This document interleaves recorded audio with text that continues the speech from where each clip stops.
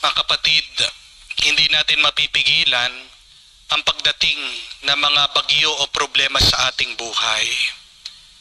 Pero makakapili pa rin tayo paano natin haharapin ang mga bagyo at problemang ito.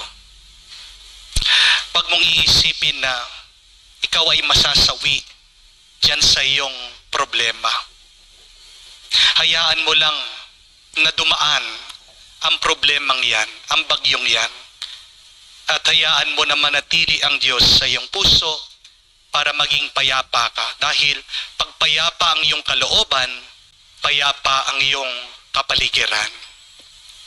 Yan ang ating ipagdasal. Mga kapatid, ang mas magandang gawin natin pag tayo ay dumadaan sa problema, ay magdasal tayo na tayo'y baguhin ng bagyo o ng problema natin.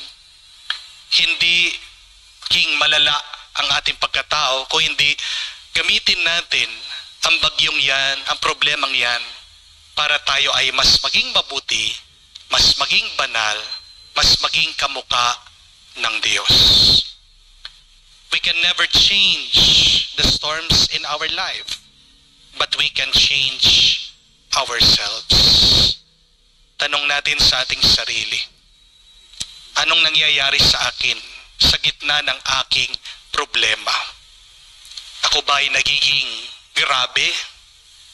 O ako ba ay paunti-unti na inaayos ng Diyos, tinutuwid ng Diyos sa pamamagitan ng bagyo at problemang iyan?